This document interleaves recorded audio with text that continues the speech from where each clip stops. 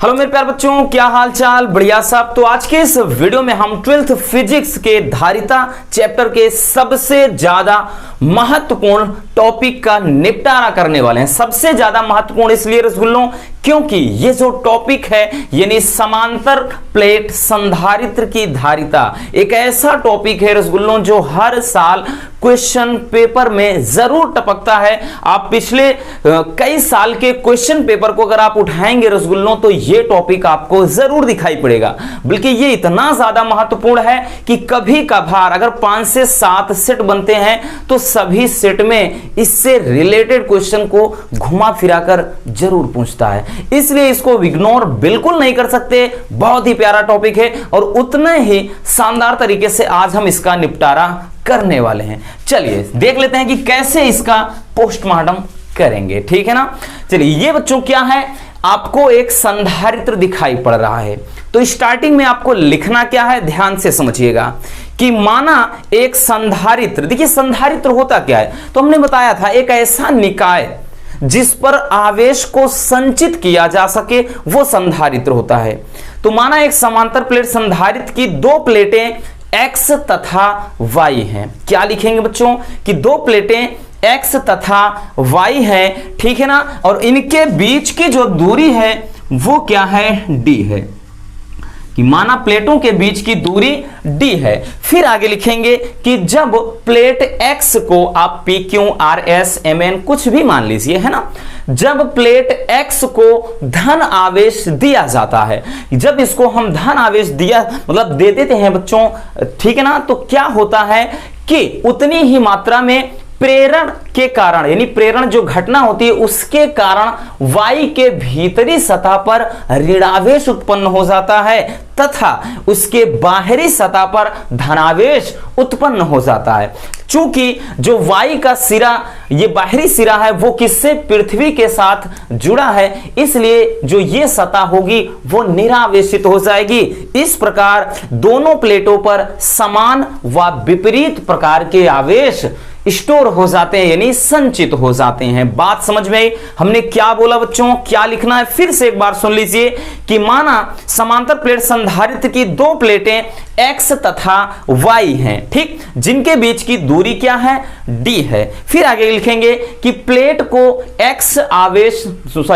X plate को जब plus Q आवेश दिया जाता है तो प्रेरण घटना के कारण प्लेट Y की भीतरी सतह पे उतनी ही मात्रा में ऋणावेश उत्पन्न हो जाता है तथा इसकी बाहरी सतह पर धनावेश उत्पन्न हो जाता है। चूंकि Y की जो बाहरी सतह है वो पृथ्वी के साथ जुड़ी है, इसलिए ये सतह क्या हो जाती है, निरावेशित, यानी सारे आवेश पृथ्वी में चले जाते हैं। बात समझ में? ये हो गया। तो सबसे पहले हम क्या निकालेंगे, सबसे पहले बच्चों इस प्लेटों के बीच हम वैद्युत क्षेत्र निकालेंगे, ठीक है ना, एकदम शानदार तरीके से इसका निपटारा होगा, डोंट वरी। तो यहां से लिखेंगे बच्चों समांतर प्लेट, समांतर लिखेंगे, समांतर प्लेट संधारित्र, संधारित्र की प्लेटों के बीच वैद्युत क्षेत्र निकालेंगे या वैद्युत क्षेत्र की तीव्रता बोलिए, ठीक, वैद्युत क्षेत्र की तीव्रता बोलिए या वैद्युत क्षेत्र। तो यहां से फार्मूला होता है भैया, क्या होता है बच्चों, E बराबर sigma upon epsilon not. Sigma क्या है, सिग्मा क्या है, तो ये है पृष्ठ घनत्व यानी पृष्ठ आवेश घनत्व बोलिए या फिर आवेश का पृष्ठ घनत्व बोलिए, सिग्मा। तो यहां से सिग्मा बराबर भी होता है Q अपान A, ठीक, ये सिग्मा बराबर होता है यानी किसी प्लेट की प्रति एकांक क्षेत्रफल पर वितरित आवेश को ही कहते हैं, क्या कहते हैं बच्चों, पृष्ठ आवेश घनत्व कहते हैं। इसको सिग्मा से दर्शाएंगे यानी इस पर प्लस में सिग्मा है पृष्ठ घनत्व है और इस पे माइनस पे, ठीक है ना, वो दिख रहा है। तो यहां पर ये वैल्यू हम पुट करेंगे तो ये फार्मूला कुछ इस तरह से बनेगा, E बराबर, ध्यान से देखना बच्चों, E बराबर सिग्मा के स्थान पे Q अपान A लिखेंगे और यहां से एप्सिलॉन नॉट है, ठीक। तो ये E बराबर निकल आया। अब लिखेंगे कि यदि, ठीक, यदि प्लेटों के बीच की दूरी बीच की दूरी d, ठीक, इसकी प्लेटों के बीच की जो दूरी है बच्चों वो क्या हो जाए d, तथा विभवांतर v हो तो, ठीक, यानी मान लेते हैं कि प्लेटों के बीच की जो दूरी है वो क्या है d है और विभवांतर v हो बच्चों, तो ऐसी सिचुएशन में क्या होगा रसगुल्लों, ध्यान से समझना, फार्मूला होता है E बराबर v अपॉन d, ये आपका मेन फार्मूला होता है। प्लेटों के बीच की जब भी दूरी दी हो विभवांतर, तो वैद्युत क्षेत्र के लिए ये फार्मूला हो जाता है। अब यहां से हम निकालेंगे भैया क्या, v का मान, v बराबर हो जाएगा रसगुल्लों कितना, E इंटू डी हो जाएगा, इसमें कोई समस्या नहीं होनी चाहिए। अब हम क्या करेंगे, हम वैल्यू पुट कर देते हैं जो भी E का मान हमने निकाला है, तो यहां से हो जाएगा v बराबर E के स्थान पे क्या रखेंगे, Q upon A into epsilon not, उसके बाद इंटू D है, ये रख दिया, ठीक।